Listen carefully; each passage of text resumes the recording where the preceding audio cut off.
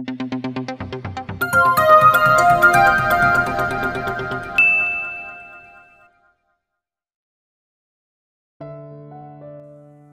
pa pansin ni Bella na patingin-tingin sa kanya si Janice. Parang may gusto itong sabihin na hindi niya alam. Nasa paggawaan sila ng invitation at matyagang naghihintay. It's been an hour and everything was all set. Magsiseminar sila sa Biyernes ng 2:00 para sa binyag sa Linggo. May gusto ka pa ba, Janice? Tanong niya sa matalik na kaibigan. Wala itong tigil sa pagsasayaw si inaantok na anak, habang siya naman ay nakaupo sa isang solohang sofa. Nasa digital art creator silang dalawa at ang nakalagay lang sa imbitasyon ng ninong at ninang ay sila ni Darius. She was also inviting her friends from Manila to come. Nagkaisang mga yon na magbakasyon din ng 1 linggo. Sabi niya huwag na magdala ng tigi-isang kotse dahil baka mapunong buong Di Guzman kapag nagkaganon. Magpapahatid na lang daw ang mga yon sa van. Tatagpuin ni Bella ang mga yon sa Arco kinabukasan. Kanina ko pa gustong itanong kaya lang nahihiya ako. What is that? Game na tanong ulit niya. Si Kuya Darius at ikaw? Naitirik niya mga mata kaya natawa si Janice sa kanya. Magpapakasal daw kami. Nakabusangot na sabi ni Bella. Alam mo yun, sa inis ko sa ex ko dahil ang pangit ng tabas ng bunganga. I just said that I would marry Darius. And now it seems like the guy already knows what I've said. Hindi na raw ako makakapag-back out. Bakit ka raw niya gustong pakasal sa kanya? Napakibit-balikat ang dalaga. Ewan ko rin, sabi niya gusto niya ako noon pa. Napahagikik si Janice. Ikaw lang naman ang hindi nakakapansin. What? Tila naiinis na tanong ni Bella dito at ang lakas ng boses niya. What do you mean na ako lang hindi nakakapansin? Issue ka, sira ka. Talaga naman, usap-usapan ka ng mga kaklase natin noon kapag nag-aaway kayo ni Kuya Darius. Dahil sa paghahatid sundo niya sa'yo at ayaw kanyang paligawan. Eh why him? Marami siyang kaanuhan na babae. Imposibleng gusto niya ako noon pa. Hindi ko alam if maniniwala talaga ako. Ang hirap. Sobrang bait niya nga sa'yo. Kapag nagagalit ka na hindi siya umiimik. Saka ang layo na ugali ni Kuya Darius sa ex mo. Napatigil ang dalaga at nag-isip. Marahas din si Darius pero sa ibang bagay. Hindi yung tulad ni Harry na marahas na nananakit sa kanya.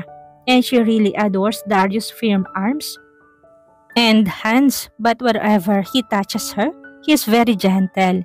Iba naman talagang ugali ng dilubyo na yun. Noon kandara pa ako doon, feeling ko siya lang ang pogit mabango sa mundo. Buti na lang Janice, kahit gaano kalaking kabaliwan ko kay Harry, hindi ako pumayag na may mangyari sa amin nung nakapasa siya sa bar exam. Inaakit niya ako nung gabi ng celebration na i-move namin sa next level ang relasyon namin. I was so afraid. I never knew why. I had that certain instinct that I must not do it. Hanggang sa tumagal na lang kami't naramdaman kong hindi na ako naging handa kahit kailan. Mas lalo akong hindi naging handa kasi nagbago siya. Lalo ako natakot. And then my fear happened. Nakita kong lahat. Mas mabuti na yun, Bella. Wala kang pinagsisisihan ngayon na matindi. At least wala siyang masabi sa'yo. O kung ano man ang may pagkakalat. Mukha pa naman yung ubod ng yabang. Tumango si Bella. Pasalamat pa rin talaga siya. Tapos ngayon si Darius wanted to marry me. After my breakup, si Darius naman kung ano-ano sinasabi sa akin kaya lalo ako nagugulo. At least siya mula pagkabata mo kilala mo na.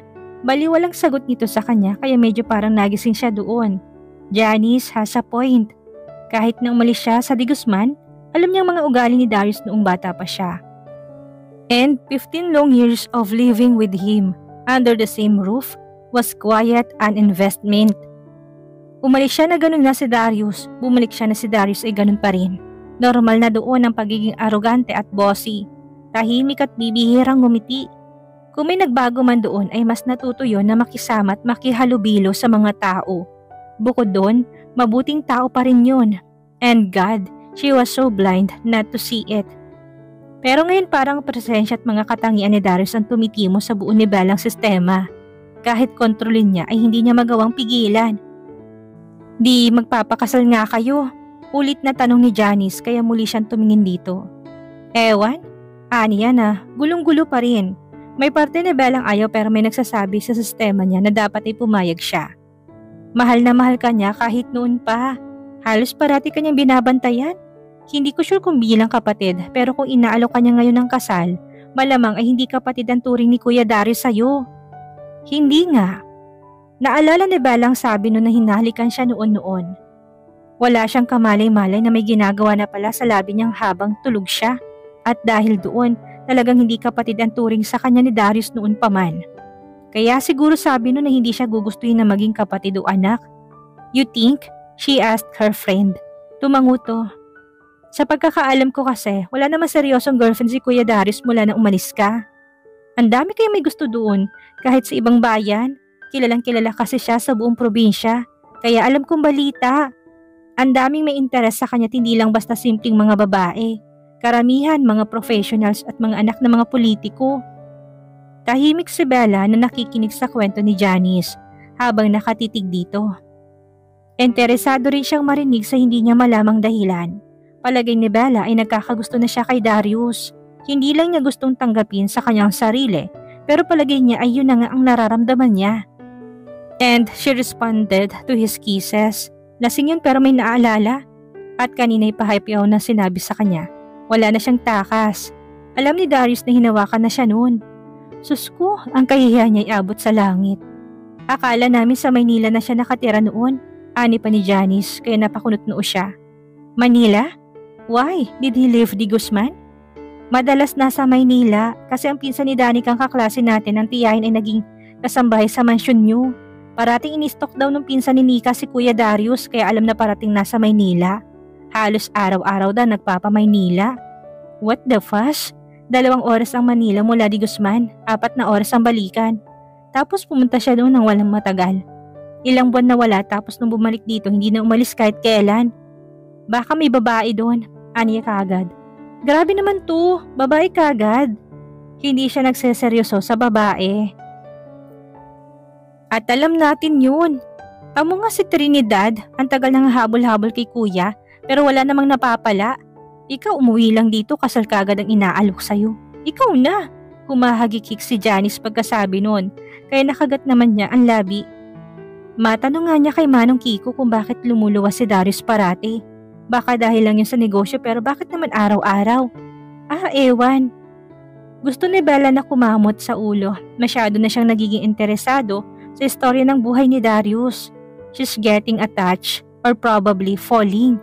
No, nalulumong na bumagsak ang kanyang mga balikat. Kagagaling pa lang niya sa breakup. Bakit naman ang bilis niyang nagkakagusto sa iba?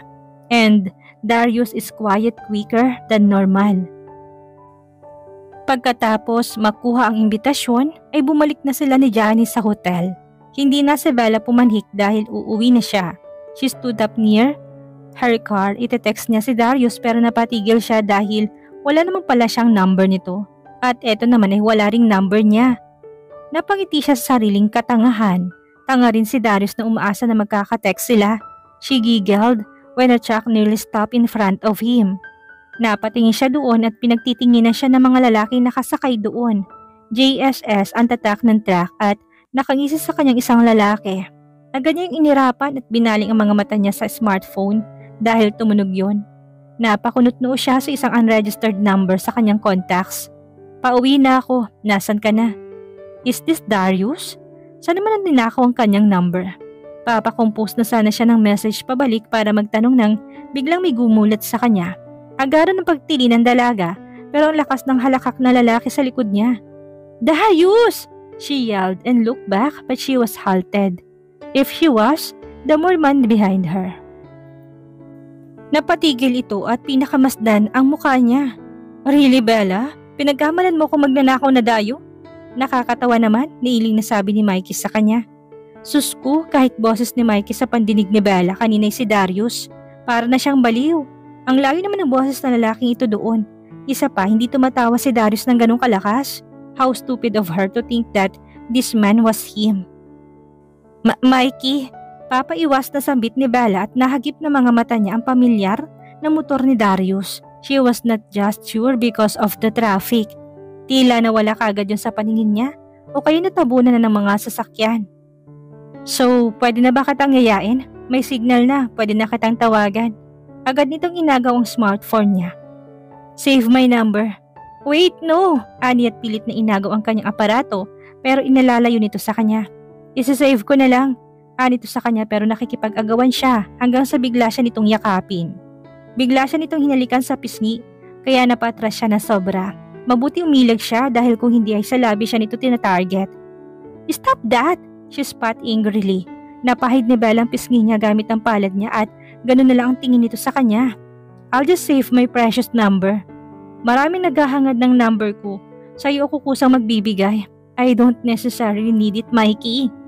Nagpapakiputo pa rin talaga? Huwag kang mag-alala dahil gustong-gusto pa rin naman kita. Ngayon pa nga lang na nayakap kita, tinitigasan na ako. Humalakhak ito kay nalaki ang mga mata niya. Bastos! Hindi si Bella natuwa na alibadbaran siya sa tabas ng bibig ni Mikey. Hindi siya umimik dahil ngayon pa lang ay bad shot na to sa kanya. Ayaw na niyang lumapit pa dito kahit na kailan. Tulad ni Darius ay hindi rin nagbagong lalaking ito. Pero malayong katangian ni Darius dito. Hindi niya gustong pagiging bastos na lalaking to. Inabot nito ang smartphone sa kanya at mabilisan niyang inagaw. Umikot siya papunta sa kabilang side ng kotse niya. I'll call you. Kinuha ko ng number mo sa contacts. Kindat pa ni Mikey sa kanya habang daig pang isang karitong digulong ng mga mata nito. Umiikot ang mga yon sa kabuuan ng katawan niya. Parang minamanyak na siya sa titig pa lang. And instead of having goosebumps, she felt disgust. Gusto ni Bella na mandiri rito kaya sumakay kaagad siya sa sasakyan at kahit na ang pagre-reply kay Darius ay hindi na niya nagawa. Galit na galit si Bella habang nagmamaneho papauwi. She didn't bother sending a reply to Darius because she wanted to get home as fast as she could. Para siyang lalagnatin dahil hinanikan siya ni Mikey. Nabubwisit na talaga siya. Pakiramdam na naman niya ay makasalanan siya. Daig pa niya ang asawa na nagtaksil. She feels like she owed Darius an explanation. But why? Binilisan niyang pagmamaneho. Nakalipas ang ilang minuto ay nasa bahay na siya. Naabutan pa niya si Darius na nag-aayos ng pagkakalagay ng helmet sa salaming lalagayan. She hopped out and looked at him. Kahit na nainis siya kay Mikey ay pilit niyang iwinaksi at naglaan ng munting ngiti kay Darius. Pero laking dismaya ni Bella nang lagpasan siya nito at para siyang hindi nakita. Tumuloy ito sa pagpasok sa kabahayan. What the freak? Is she some kind of a ghost now? Kinurot niyang sarili. Buhay pa ba siya? She walked toward the door and held the handle. Hindi naman tumagusto ng kamay niya. Sandali, baka naman ang katotohanan na aksidente siya at patay na siya kaya hindi siya nakita ni Darius. It's too impossible for him not to notice her. Pareho silang nasa garahe. Dumiretso si Bella sa kung saan may makikita siyang kasambahay. She has to prove herself that she's not a ghost. Nariyan si Dina, nakadikit ang cellphone sa tenga habang humahagikik. Nilagpasan din siya ng babae, kaya gano'n na lang ang panghihilakpot niya. Ay, mag-ghost! Aniya sa mangyak-ngyak na tono pero kagad na pumihit si Dina. Senyorita? Anito sa kanya kaya napating siya kagad. Ano pong ghost? Nakikita mo ko, Ate Dina? Nagtataka pang tanong ni Bella. Aba, oo naman po, senyorita. Kitang-kita ko pong ganda niyo. Hindi ako patay? Senyorita naman, joker. Anito sa kanya. Bakit naman po kayo mamamatay? You're still alive and kicking. Kumain na po ba kayo? Lunch? Yes. Magpapahinga muna ako saglit. I'll take a nap. Sige po, senyorita. Para po hindi niyo akalaing patay na kayo. Sus ko naman, huwag kayo magbibiro ng ganyan. Anitong parang kinikilabutan at siya man ay parang kinilabutan na rin. Buwisit kasi si Darius at hindi siya pinansin. Ano kayo nangyari dun? Baka kaawin na naman nun ng nanay. Where's Mang Kiko nga pala, Ate Dina? Pag-iiba ni Bella. Ay, nandun sa likod. Inaayos yung mga sapin ng upuan sa chapel. Okay, I'll go to him. Thanks. Naglakad siya papunta sa likod bahay at natanaw niya ang matanda na nakatuwad. Nag-aayos ng sapin ng sofa. Mang Kiko, tawag ng dalaga sa baklang mayordomo. Nakaagad naman na napalingon sa kanya. Oh, nandito ka na pala. Nakangiti nitong sabi. Gutom ka ba? Hindi po. I have to ask something lang po, Mang Kiko. Tungkol ba saan? Bumalik ito sa ginagawa. Hindi si Bella nakaimik agad. Nag-iisip siya kung dapat ba niyang itanong o hindi. Si Darius po noong parating nasa Manila. Sino pong pinupuntahan? Usisa niya. Kanina pa nagtatalong isip niya kung dapat ba niyang itanong o hindi. Pero hindi siya matatahimik hanggat hindi niya nalalaman. Napatigil si Kiko sa ginagawa at nilingon ang dalagang nagtatanong. Parang nagulat ito sa kanya pero ngumiti siya. Nag-aasikaso ng negosyo. Araw-araw po balikan, 4 na oras na biyahe? Tanong niya pa dahil ayaw niyang maniwala. Gusto niyang ukilikilin kung babae bang pinupuntahan doon ni Darius. Baka nagkaroon na ito ng seryosong relasyon sa taga doon kaya ganun katyaga. At bakit man para na siyang nasasaktan na may isip na may babae ito doon at pinaglaanan ng ganung halaga? Sana nga ay negosyo na lang ang sadya talaga doon ni Darius. Anong gusto mong eksaktong malaman, Mahang? Makahulugan na tanong nito sa kanya. Hindi po ba asawa niya nandun? Napahalakak si Kiko sa sinabi niya. Kaya naman nanulis sa mga labi ni Bella. Wala pang asawa si Darius. Loka kang bata ka. Bakit gusto mong malaman at sino nagsabi sa'yo? Si Janice po.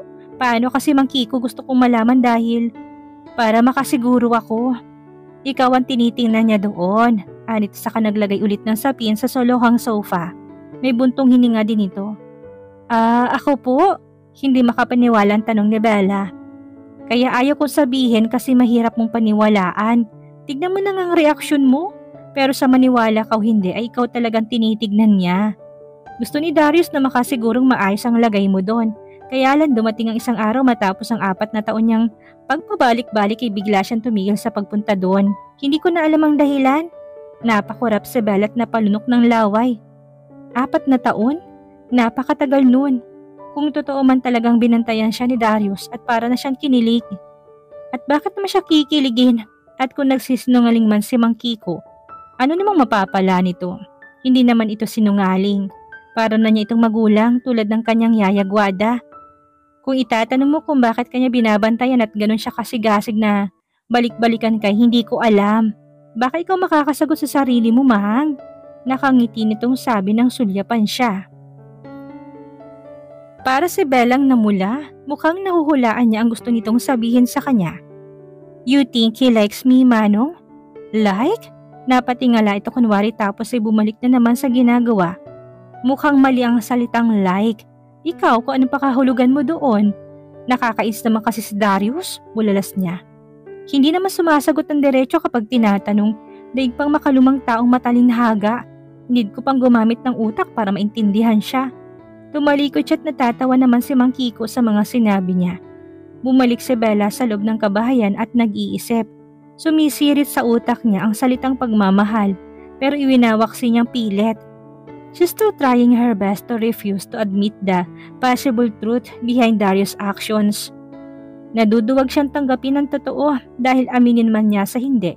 Takot siyang maulit ang nakita niyang ginagawang panluloko sa kanya ni Harry. Pagpasok niya ay nariyan na naman si Darius at naglalakad papunta sa kusina. Damn this man for not wearing anything, just his boxer shorts. Sure it was a loose boxer but not that detached to hide his bulge. At ngayon hindi itim yun ay kitang-kitang malaki pala. Kinas niyang pilit ang mga mata bago pa niya mapunta sa impyerno. Nakakita na siya ng harap ng mga lalaki sa medical school pero pag-aari ng mga patay. Ang isa namang ito'y buhay pa kaya hindi niya dapat tinitingnan. Naalala niya si Bea.